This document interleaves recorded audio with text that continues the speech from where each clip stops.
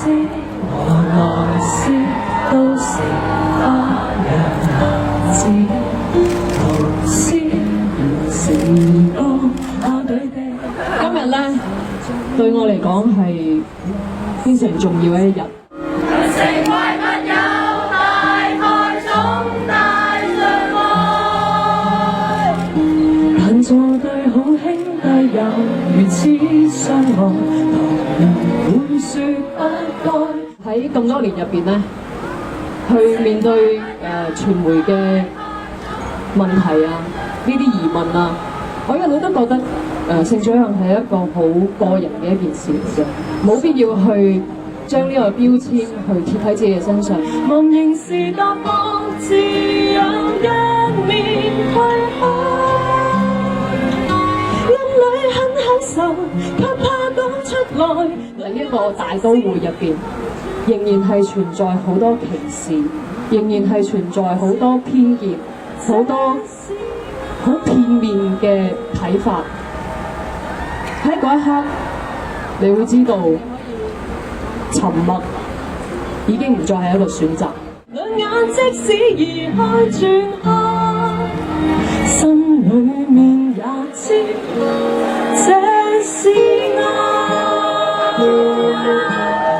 可能你講咗一啲嘢出嚟嘅時候，你會失去咗一啲機會，你可能會失去咗多咗一啲麻煩，或者你會有一啲你想像唔到嘅事情會發生。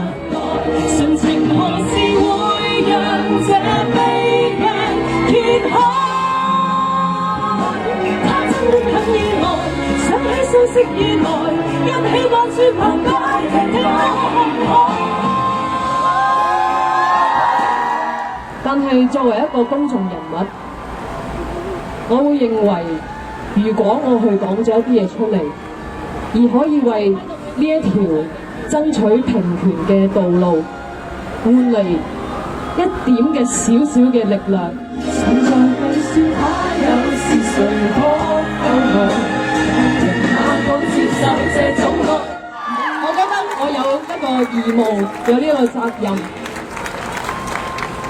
為愛去爭取而企出嚟，為更多嘅包容、更多嘅和平去企出嚟。明明絕配，但縱爭便放開，永遠的忍耐，永遠不出來，世界將依然不變改。